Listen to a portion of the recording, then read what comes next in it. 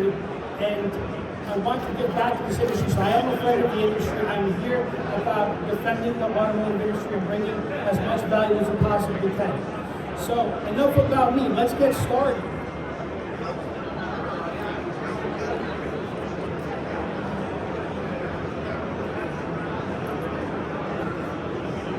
So really the 4 key things that I want to focus on this session.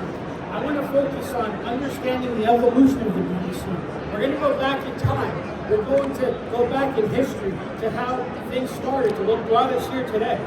We're going to also discuss why BDC concepts fail, as well as embracing the future of our industry, utilizing forward-thinking consultative selling strategies. We're going to take action on how to improve your BDC for future success. So let's get started. I want to start off with a JFK quote, which I think is a really powerful one, because we need to open our minds. We need to know that change is the law of life, and those who look only to the past or present are certain to miss the future. I like that quote because we are in a big industry where only a small amount of part of our industry is actually focused on change, and a lot of us are still stuck in our old ways. So my goal is to try to get people to open up their mind so that they can improve and grow within this industry. Because as I said earlier, we are going through some challenging times in our lives. So let's talk about BDC evolution. I obviously made a picture of, evolution, right? Let's talk about how it starts. So remember the old school car ads, newspaper ads, direct mail ads. I took a picture of this just to show where the business started, where the marketing started. And of course we evolved to this. Anybody know what movie this picture's from? I know you know. Matilda, right? Danny DeVito, old school car guy. So that's how we evolved, right? We evolved and we developed a stigma in the industry. And so, with that being said, I want to talk about what really, from that point on, when digital marketing came to play in the late 90s, who really started it? We're going to go down memory lane a little bit. One of the first companies to start automotive internet sales, digital marketing was Auto Vital, Sunny Leads. Here's where it gets more interesting. Edmunds, right? We know they're a huge company. One of the first digital marketing companies in the industry. Then, of course, we have the big demise. We have AutoTrader. Cars.com, Dealer.com, right? These are all companies that started sending us leads and opportunities to sell cars. And this is what started us building the BDC. Then, of course, you have Dealerskins. I don't think many people are going to remember Dealerskins. It's a company that started years ago. They're one of the first automotive industry website companies. I figured I would bring that up so that people know the history of it. Then, of course, you have HomeNet, which is the company that started to advertise inventory, give you a better way to advertise your inventory online, right? And then, of course, we have Dealer Specialties, which I remember in my old days, a company coming around that was helping to put the cars out there, coming in, taking pictures of your inventory. So part of the evolution is this. I actually wasn't in the business when this happened, but we used to get leads coming to us through the fax machine. I don't know who remembers that, but that's kind of in the late 90s what happened. And then, of course, we evolved into something called CRM, Customer Relationship Management, right? And so we started having these companies. I personally, when I started selling cars, was using one of these entire year. And so we evolved into all these different ways of handling leads, sending emails, calling customers, complete evolution inside the industry of how to do this. Then, of course, we got to, how do we work our leads? And I put a picture here of a salesman with a fake phone call. I was one of those guys. I was terrible on the phones when I was a salesperson. I used to pretend to make phone calls and not a call on my system just to make my managers happy. So with that being said, what happened? BDC started happening, call centers, right? And of course nowadays we have a lot of outsourced BDC companies that have call centers. So it all evolved from handling leads on a fax to utilizing the CRM to having salesmen doing fake phone calls to actually having a call center environment. And that's been a big trend over the last 10 years. So let's understand the BDC. because a lot of people don't really understand what the deal is with BDC. In my opinion, the BDC is a marketing department. The BDC is an extension of it. I continue to say this for over 10 years now, that the BDC department is an extension of your advertising. It's part of your advertising, right? So you have a billboard, right? I think the BDC is the billboard because that's what drives the traffic these days. Your goal is to increase your productivity through phone calls, emails, social media, text messages. And it has to be a process-oriented department. You need to have a set process on how to follow up with all your opportunities. Every single lead source should have their own process. You can't follow up with a lead off your website the same way that you would with a third-party lead. A lot of third-party lead providers now are offering different tools kind of to allow you to have their own like separate CRM, so to speak. So you have to have a process. And in my opinion, the BDC is the first line of defense, just like a receptionist. Most dealerships, the incoming calls go right to the BDC, sales and service. So let's talk about why it fails.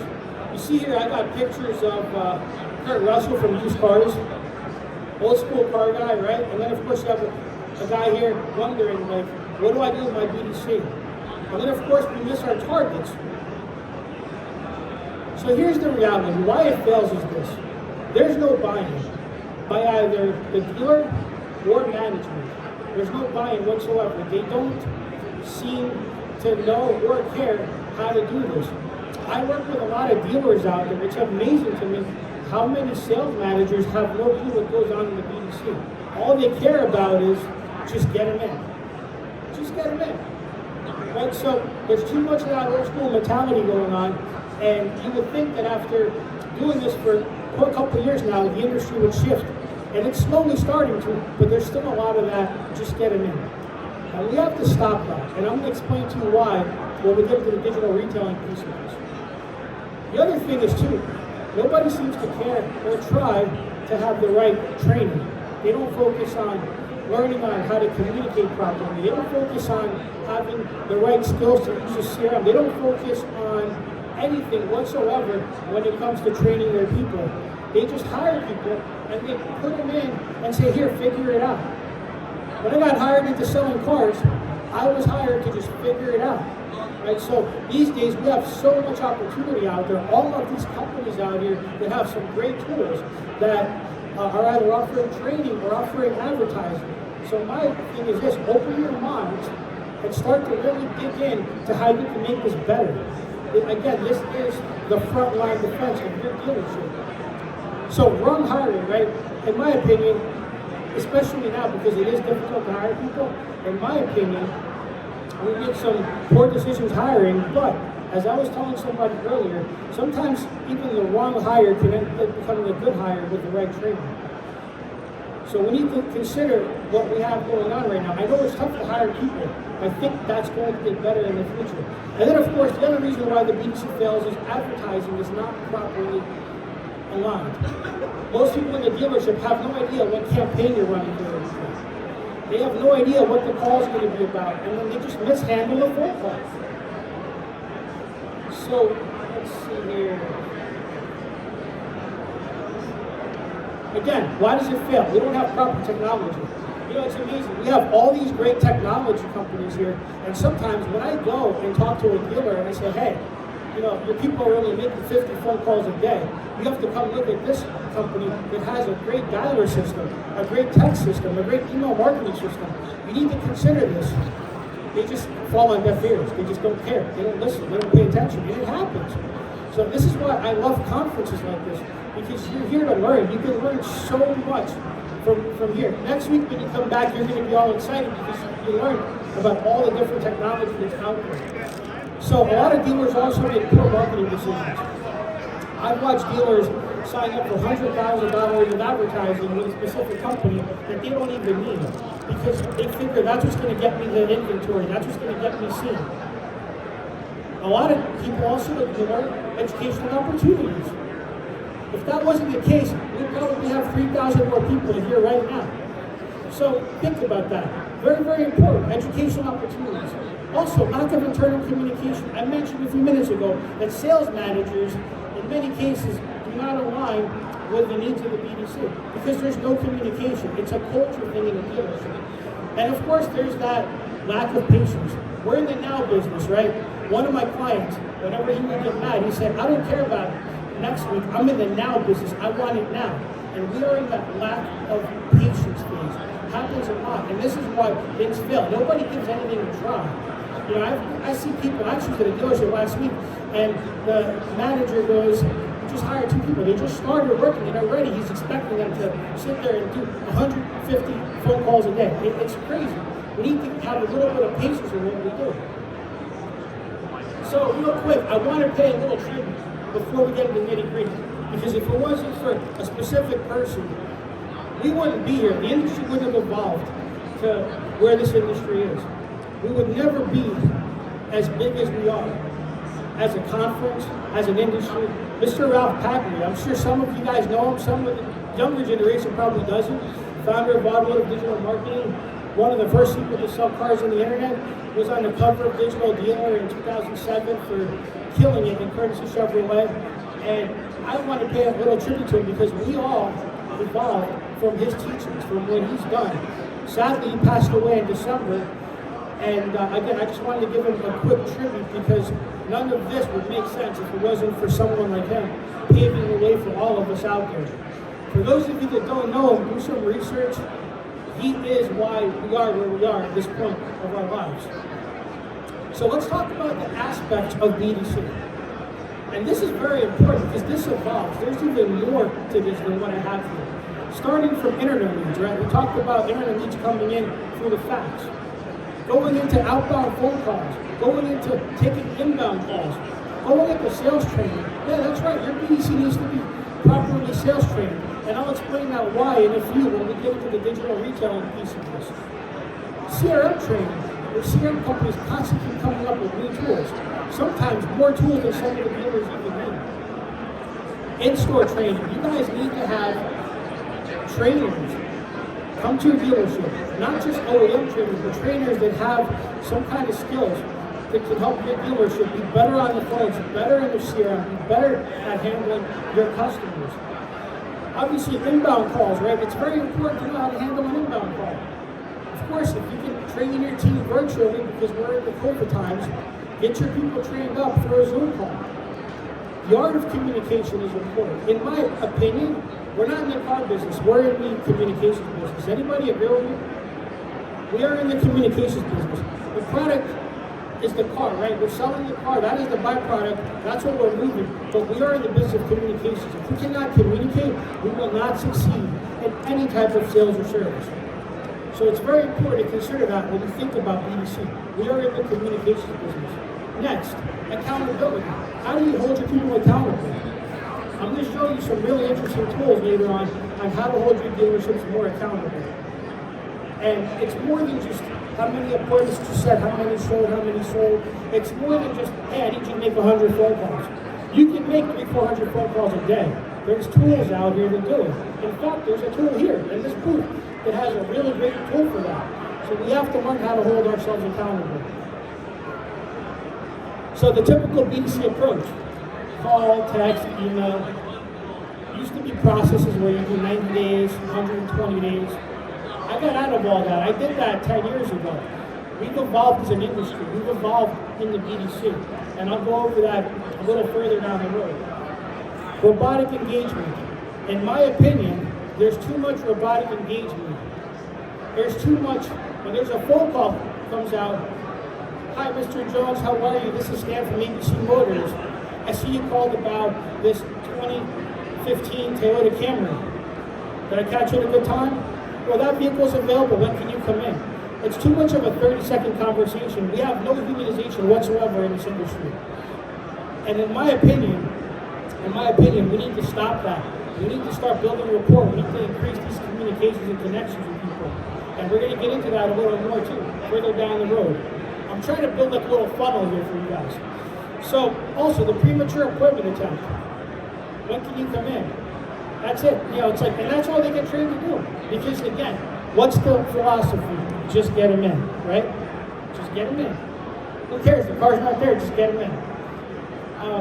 It's a zero care to service customers. Again, going back to the culture of the dealership. Just get as many people as you can, you'll switch them. It's so funny, I live in the Northeast. We have so many used car dealers, and it's amazing to me. They'll advertise fake cars. You know, they take a car that's advertised, they'll take the same pictures and put another BDC page, another VIN, and they just don't care. Zero care.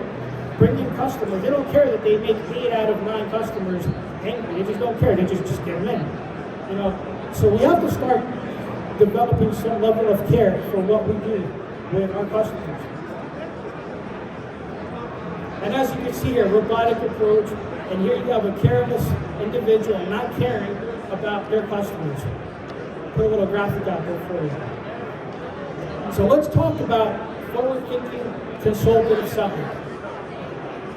This is something that I've kind of coined for my company when I started training, thinking back to how I did things when I ran BDC and how I did things when I ran dealerships. And first of all, I don't even like using the word BDC. I like using guest relations, client care. In my opinion, don't tell a customer, oh, I'm in the BDC. You know, the reality of it is, they don't know what BDC is. Sometimes it can be even offensive. Guest relations, client care, that is the way to go. It sounds more professional. You're showing the customer that you care about them, and you're actually providing a standard level of care, assuming that they're properly trained to do that. Your goal is to, number 1, build rapport and create a connection. Find something to talk about with the customer, other than, hey, that car is here, when can you come in? Lead the conversation, ask the right questions, build the rapport, get engaged with your customer, learn more about them. You know, outside of this, I do a lot of work with buyer behavior dealers. And what's interesting is, this whole process is completely different for buyer behavior. And one thing that learning about the buyer behavior industry, for me, I spent a couple weeks training some buyer behavior stores. When I got into it about a year ago, is I had to start to teach salespeople how to actually build rapport and how to have a conversation on the phone, because they're even worse than we are in retail automotive when it comes to handling customers on the phone.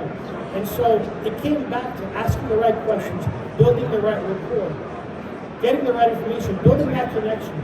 That's forward-thinking consultative selling. But in my opinion, there's more. Like I said, I want to grow the conversation, but I want to build a relationship, but I also want to utilize proper technology. This is why we're here at Digital Dealer. We want the right technology, we want the right tools. So we need to have the right technology to engage our customers.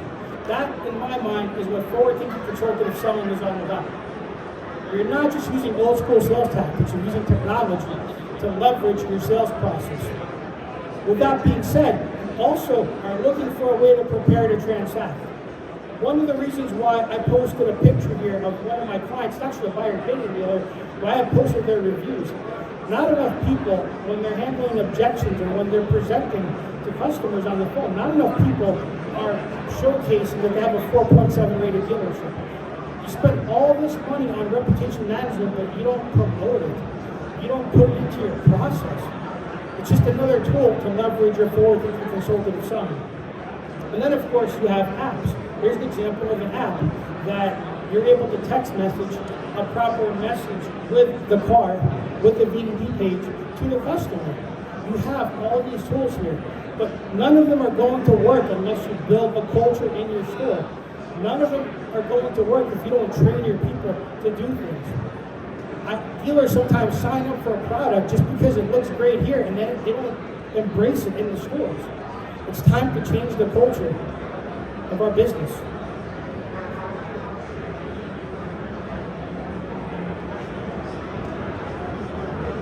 So, I often talk to people a lot about digital retailing, and it's funny, when I talk to dealers, they don't like the tool, they don't like digital retailing. You know, it's a fad, it doesn't work for me. It's like, you know, it had its course, and there's a lot of tools here that do digital retailing. I completely disagree. I think digital retailing is the way to go. I think digital retailing is a way for us to combat the disruptors, which I'm going to show an image of that later. The reason why digital retailing doesn't work is because we have not done a great job setting the right expectation for our customers. Some of them think it's too easy, so they don't follow it. Others think it's a gimmick. Me personally, the way I do digital retailing is I use it in my showroom. I embrace digital retailing. I use it as part of my sales process. I use it as part of my conversation when I'm talking to customers on the phone. I want to be able to give the customer what they're looking for and not just have a 45-second call to just get them in to just make an appointment. Because what happens when you cannot make an appointment? What do? You key over to a stronger manager who's going to try to do the same thing over and over again. In my opinion, I think this tool is being completely misused. Anybody agree with me? Okay. So again, customers are not prepared to embrace it. The dealership culture doesn't align. The salespeople don't even know that it exists because most people don't care to evaluate their website. So when I go into a dealership, I make it a point to train everybody to say, you need to know your website. You need to know the tools on your website. Even if you're not in the BDC, you need to know all the tools that are within your dealership. And with that, you have to provide the right sales training. People need to know, especially the salespeople, when a customer comes in, to take over the process, not start the process again. That's why digital retailing, in my opinion, is misunderstood. I feel like we don't put enough emphasis on getting our people to use it right. I got to spend a year in a store where we embraced it, and it was the most amazing thing. Maybe we weren't setting 50 appointments on Saturday, maybe we were setting 15, but I can promise you 12 to 13 of them were coming in because the deal was halfway done when they came in. That's how you use digital retailing. You use it to build value with the customer so that you build a little trust and they come into your store and they transact with you. And 50-60% of the time the deal is closed when they come in. It's a failed perception, in my opinion. And so we need to change that failed perception. And I feel like digital retailing companies within themselves need to go in and start to train these dealers on their culture. Let's not just sell them a piece of software, let's actually train the culture. So again, I have an example here of digital retail, in my opinion. And it shows you here, this is from an actual dealership that I work with. It's a Toyota store. And a digital retailing tool that allows you to work on these, to work your finance options over the phone. Rather than give ballpark numbers, you can actually answer a customer's question, get them all the right information that they need. You can do all their credit, you can do all the trading stuff, you can even get all their IDs. You can get everything going, and I've seen dealers sell 5-10 cars a month utilizing the tool. Again, it's a tool that's designed to help you sell cars. It's not a tool that's going to automatically sell you cars. Don't just sit back and think that, oh, I have it on my website, it does nothing for me. It's going to do a lot for you. You just have to embrace it and use it. It's part of your culture. I don't know if I can say it enough times. It's part of your culture. So, where do we go from here? Now, I talked about BDC 3.0. Where do we go from here? We did a little history. We went down memory lane, right? And we went into what some of the pitfalls are. But where do we go from here? I think we need to have 5 goals. Number 1, you need to have a multi-attack lead handling strategy. You need to be able to call the customer, not from just one number, but from multiple numbers. Because think about this. How many robotic calls do you get every day? I get a lot. And last time I checked, I paid my bill, so I don't have credit collectors calling me. But we do get a lot of those calls constantly, trying to sell us insurance, warranties. I'm getting calls from people selling me warranties for cars I haven't had in 10 years. It's ridiculous, right? And what happens is, when you're calling, you're just another telemarketer. You're another unknown number. And so people just ignore you. And there's no value in your call. So we need to have a multi-attack strategy. And that's what I love about, we have tools like, we have Volley here. That's why I love tools like Volley, right? They allow you to have an effective calling process. Also, you have tools like Google Voice. You have your own dealership line. You need to be able to have a multi-attack process to call your customers. You also need to have a multi-attack process to text your customers. Too many people get bogged down with sending a ridiculously long wicked text message. And I think that's why you get ghosted. You have to be a little bit deceptive how you reach out to people, but within reason. And when I say deceptive, I'm saying you have to keep it simple. I find that sometimes texting somebody hi, you get a response back, because the question is, who's this? They respond back to you. And then you can slowly build a conversation. Don't just go with this ridiculously long text message of, hi, this is so-and-so from ABC Motors. I saw that you inquired about this car. Are you still interested? That's weak. That's beyond weak. Nobody's going to be getting back to you. You have to be slow and steady. It's almost like you're reeling a fish here, right? You have to work it slowly. There is a process for it that I train. Also, you need to have a more effective email handling strategy. You can't be sending out long-winded emails like we used to do 10, 15 years ago. I recently, probably about a week or so ago, I changed up my email process. Again, since I did it before 90 days, and now I'm doing it again. Why? Because this thing is evolving. You don't want to send out too many emails because it's going to be spam, right? But you certainly want to have the right message, and you want those emails to be effective. A couple sentences, really small. And again, it's part of your multi-attack strategy. Number 2, you need to have technology-assisted selling. You need to be able to use technology for an improved follow-up process. We have the tools here. We have data here. We have websites with all the right technology you can use in your presentation. You have the right call monitoring solutions. You have great CRMs. We need to utilize all that to be better. We can't just make a phone call and think we're going to get an appointment in 30 to 45 seconds. Also, we have to improve how we communicate. Our message, building rapport, learn about your customer. One of the things I used to do when I sold cars was I would get an internet lead, and I'm a guitar player. So people that know me, I'm into guitar, I'm into music. I would look at a lead and I would see that somebody plays guitar just on their name.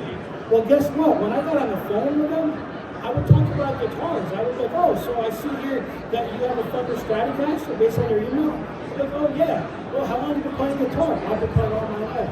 Well, that's crazy, me too. I got 15 guitars at home. And then next thing you know, you're building rapport. You take away the conversation. You don't talk about the car. You build a connection, and then they'll come in. And guess what? They won't even break your chops on the price as much. It works.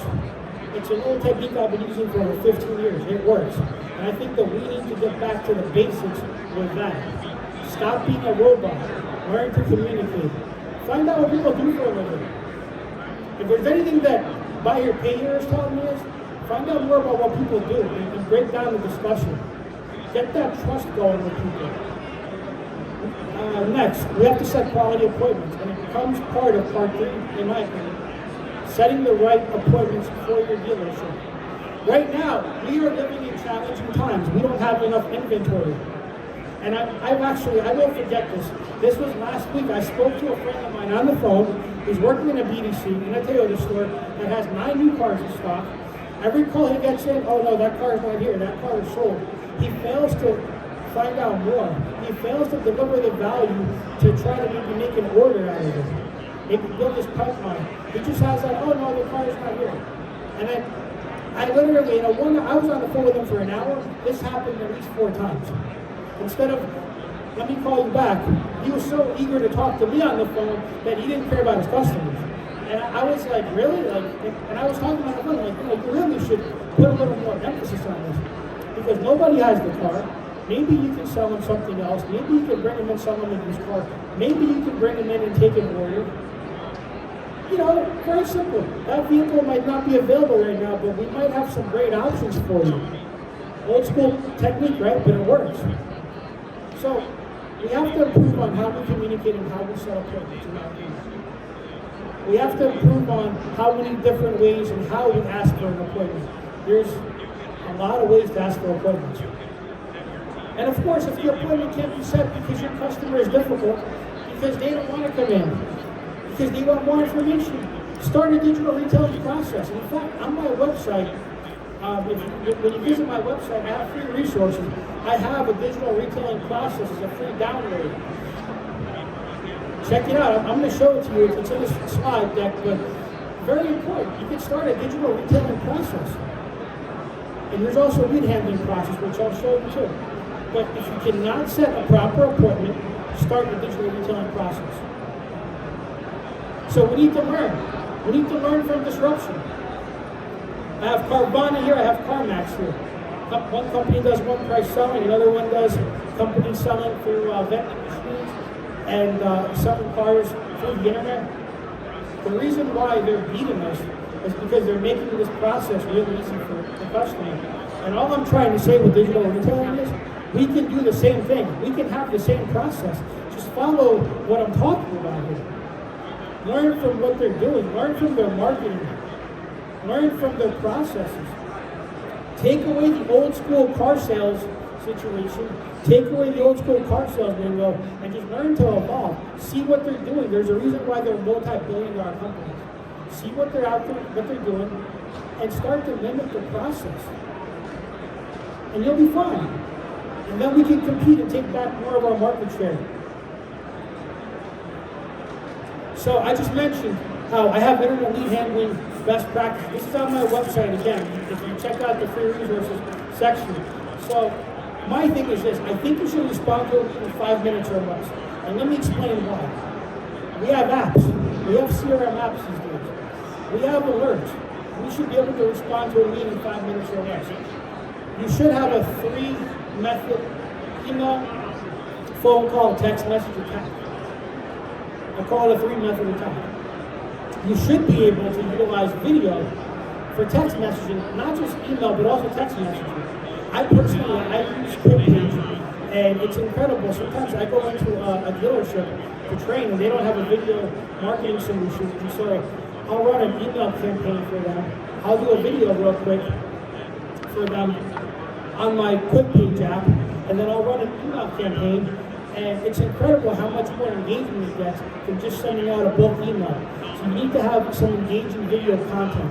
I ran a campaign back in the end of August for one of my clients, and till this day, we're already in October, right? Yeah, we're in October. I'm still getting alerts of people opening up those emails. It's crazy, but it works. It becomes like viral marketing within email marketing. Use a digital retail strategy. You're going to find out about that in the next slide.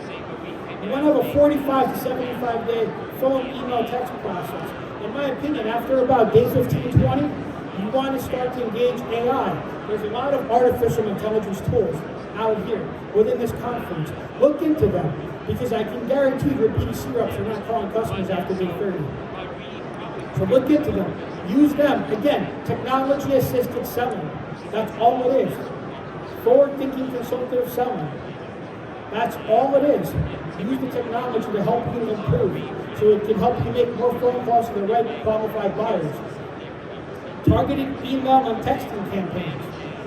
There's tools out there that do this. You can do a text message blast to 2,000 customers in your system and get a good response. I ran an outdoors BDC a while back, and we were using a text platform.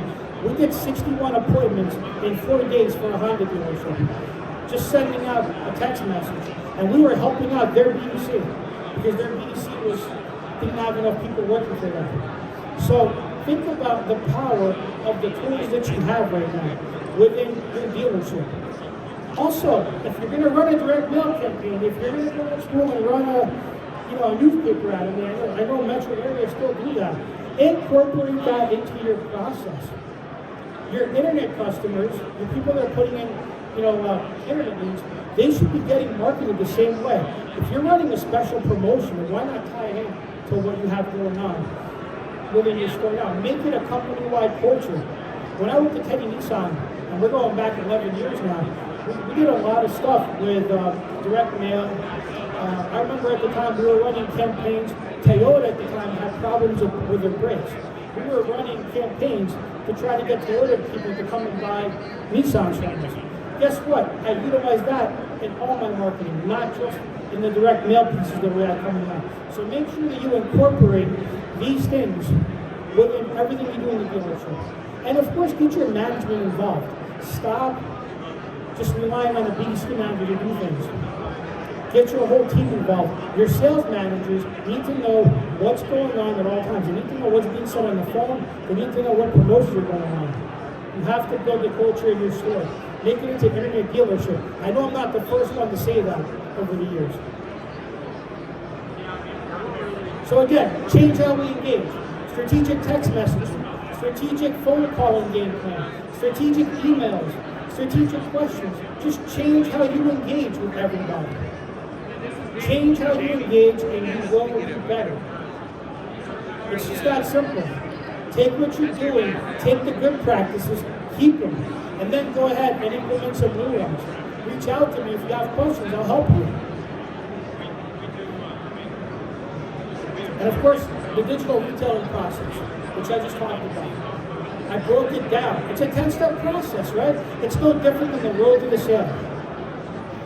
And again, you can find a copy of this on my website under free resources on dealeretraining.com. It's there. I specifically created this, and I figured this out when I spent some time within a dealership on how this works. Digital retailing is not a failure. It's just that we failed to use it the right way.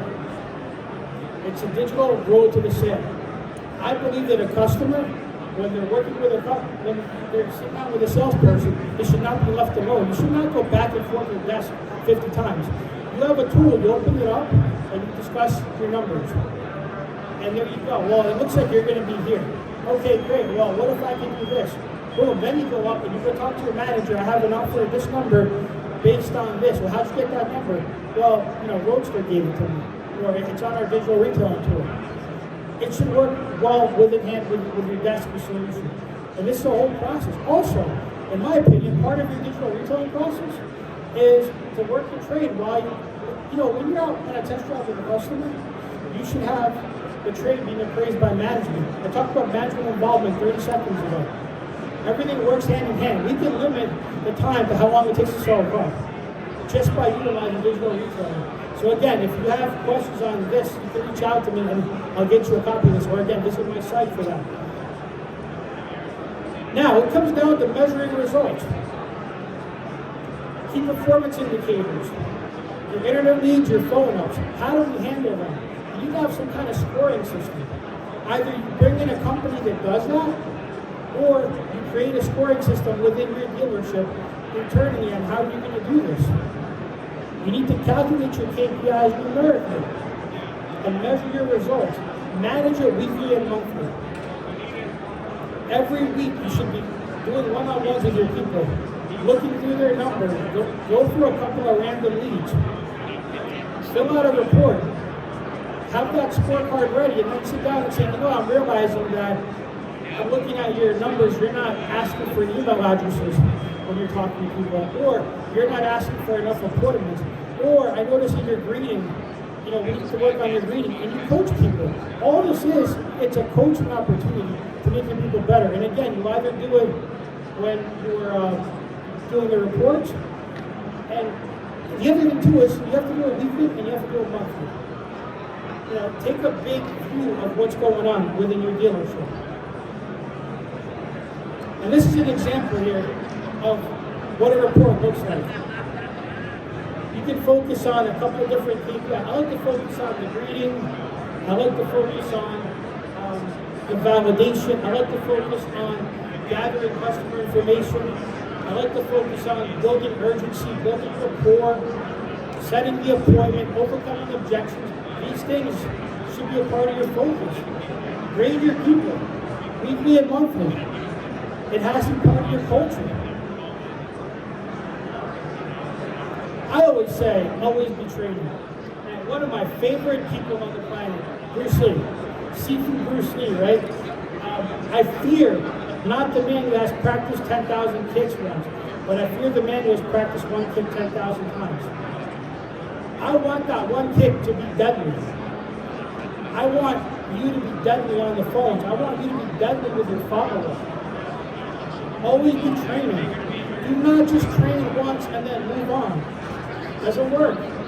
You need some kind of accountability. You get your people trained and you hold them accountable until it becomes a culture. And then when you don't have to train as much, make sure that it's still part of the culture. Very, very important. So again, this Bruce Lee quote, I was looking for it and I'm like, this is the one. This is the one. So, with that being said, we're finished here, but wanted to let you know real quick, this is my contact page. This is my contact page. Feel free to reach out to me if you have any questions. Visit the website. I'm actually at booth SA110, which is 2 booths down from you. Come check us out. If you have any questions on BDC, automotive sales training, come check us out. And I want to thank you guys for coming to the session. All right? Good job, Stan.